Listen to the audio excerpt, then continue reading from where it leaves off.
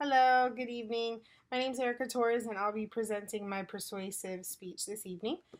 Today I have my husband and my dad who will be listening to our speech. To begin, vaccines have become a sensitive subject in recent times. Parents are terrified of the outcomes that come with vaccines. I have a friend who vaccinated her child when he was young, and he is slowly developed autism, and she believes it is from one of the vaccines that he was given.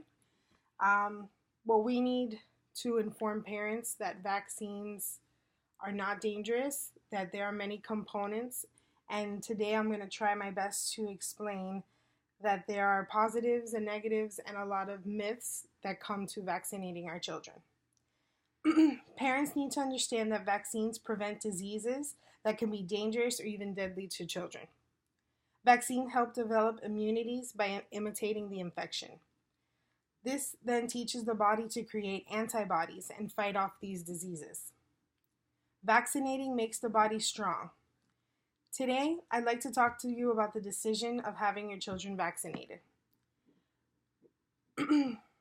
It should never be questioned if a child should be vaccinated.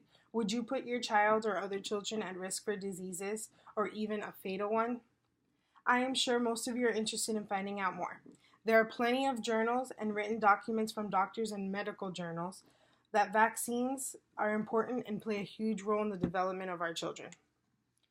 According to Science Magazine, Volume 356, Issue 6336, published on April 28th of 2017, in the state of Minnesota, they had to quarantine 200 people after 12 cases of measles were diagnosed in less than 2 weeks. All these were unvaccinated children at the age of 6. In 2015, just 72% of toddlers had received 7 major vaccines recommended by the CDC. Those 7 vaccines protect our children from 11 potential diseases. Scientific evidence on vaccine safety is rejected by people who we call anti-vaxxers. They don't trust the scientific establishment. They believe their children can be damaged by the vaccine or believes that vaccines are unnatural and the child's just better off getting the disease instead. Some parents believe vaccines overload the immune system. That's why a lot of parents don't want to do vaccines. They believe that it does cause harm because so many are given at a certain time. In my office where we work, we normally try to split up the vaccines so they're not given all at the same time. You do have that option. But most schools won't even take their child if they're not completely vaccinated.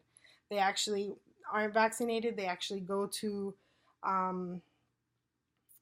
they actually have to go and get a documented paper as to why they aren't vaccinated.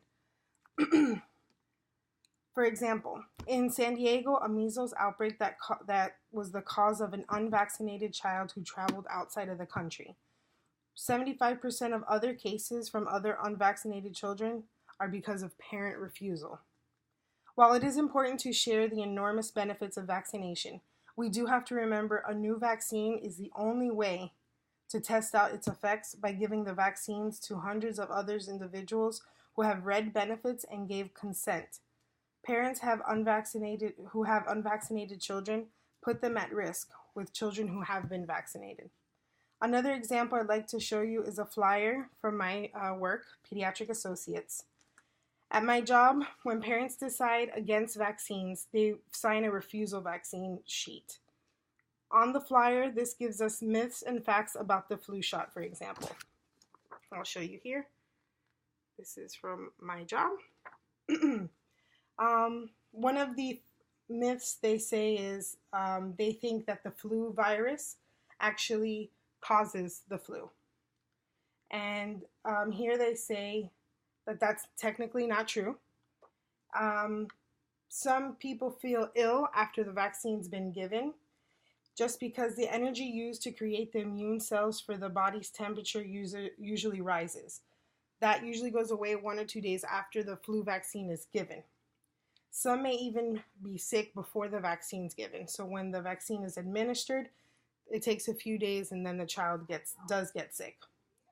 Another myth is they've heard the flu vaccine doesn't protect people. Yes, it does work. The vaccine made is to fight the strands of flu that predict the disease. So far, this year's predictions are right on target. And the last myth is they heard that you inject the actual flu virus. Yes, but it is a killed virus that they're injecting into the system. It is to trick the body so that they can create antibodies to fight off the flu. And it also says just last year's stats on the vaccine, how many deaths were in the US, and 185 pediatric deaths were 80% of unvaccinated children.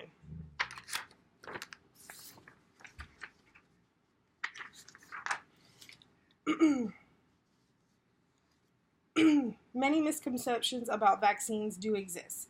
Parents are concerned about side effects, autism, vaccines weaken their immune system, can cause chronic illnesses, or the number of shots they receive per visit per doctor. We need to educate our parents. Autism, for instance, is normally detected between the ages of 18 months and 3 years, which is around the same time patients normally receive their vaccines in those chunks. So that's why a lot of parents think that their child is autistic because of the vaccine. Parents need to overcome this fear of vaccinations.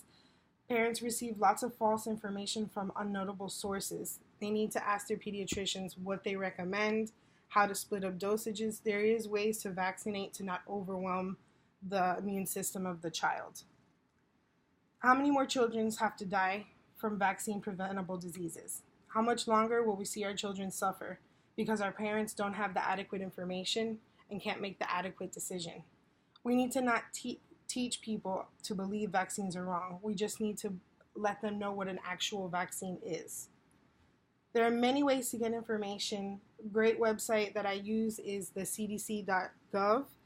Gives you updates on every disease, every outbreak, anything related to any sort of disease, Ebola, anything that's surfacing. We need to ask our healthcare professionals about vaccines. Don't be in the dark. Try to vaccinate your children. It helps a number of children and prevents so many diseases and deaths. And thank you so much and have a great evening, okay? Thank you.